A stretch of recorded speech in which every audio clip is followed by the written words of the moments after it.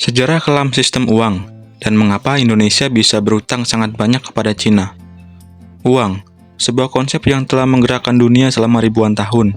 Namun, di balik fungsinya sebagai alat tukar yang mempermudah perdagangan, sistem uang memiliki sejarah kelam yang penuh manipulasi, ketidakadilan, dan eksploitasi.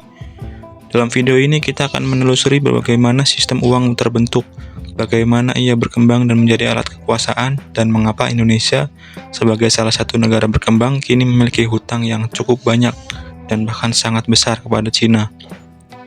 Yang pertama, asal-usul sistem uang. Sistem uang dimulai sejak ribuan tahun yang lalu sebagai evolusi dari sistem barter. Di masa lampau, manusia menukar barang dan jasa secara langsung. Namun, keterbatasan barter seperti sulit menemukan orang yang memiliki kebutuhan yang sama, mendorong penciptaan alat tukar yang lebih universal, seperti emas, perak, ataupun kerang.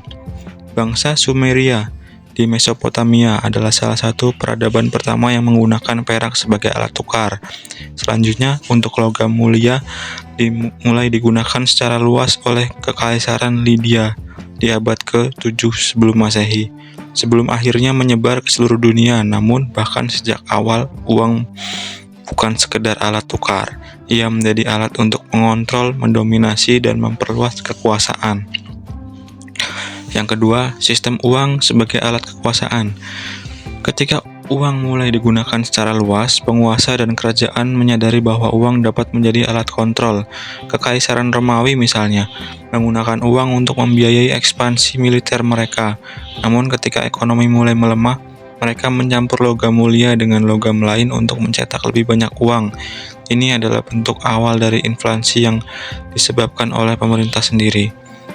Pada abad ke-17, Bank of England memperkenalkan konsep uang kertas yang didukung oleh cadangan emas. Sistem ini berkembang menjadi sistem keuangan modern.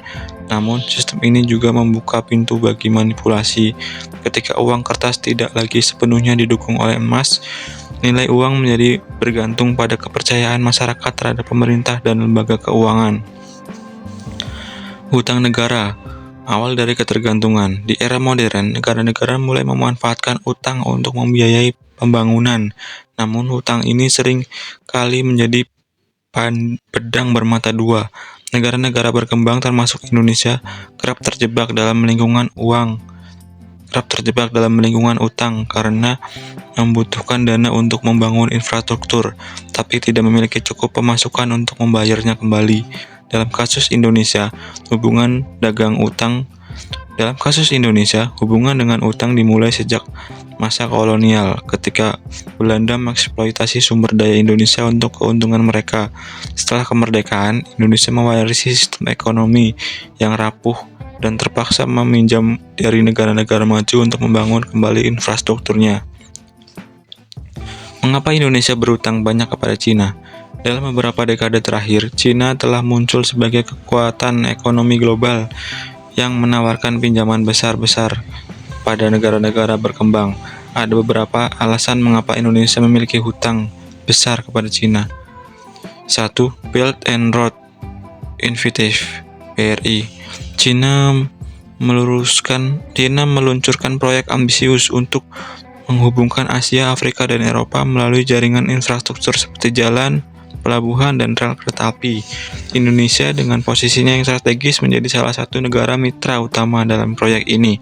Untuk membiayai proyek-proyek infrastruktur seperti kereta cepat Jakarta-Bandung, Indonesia menerima pinjaman besar dari Cina. Suku bunga rendah. Cina menawarkan pinjaman dengan suku bunga yang relatif rendah dibandingkan lembaga internasional lainnya. Hal ini membuat pinjaman dari Cina terlihat lebih menarik, meskipun seringkali disertai dengan syarat tertentu seperti penggunaan tenaga kerja dan teknologi dari Cina.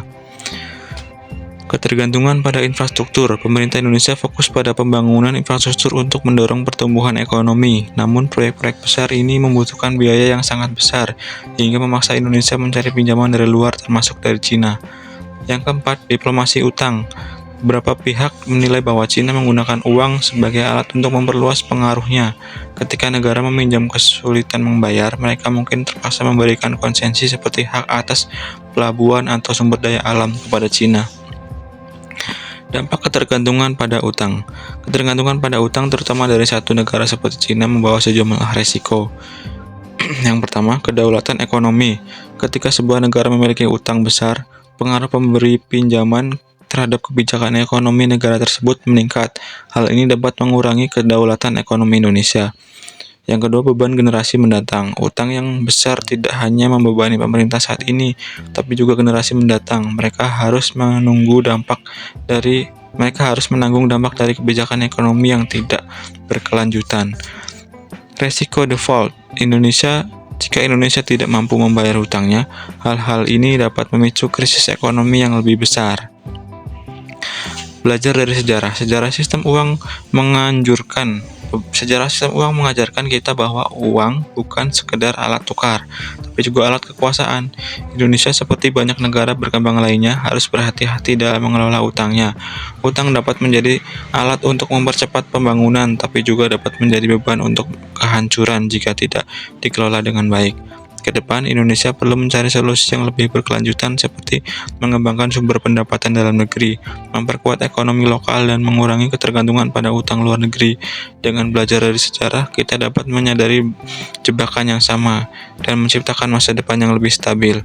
Sejarah kelam sistem uang dan utang adalah mengingat bahwa ekonomi global tidak pernah sepenuhnya netral. Di balik setiap angka dan transaksi ada kekuasaan dan pengaruh yang bermain di sana. Semoga narasi ini membuka mata kita untuk lebih kritis terhadap sistem yang kita jalani. Jangan lupa untuk sukai, berbagi, dan berlangganan untuk video menarik lainnya. Sampai jumpa di episode berikutnya.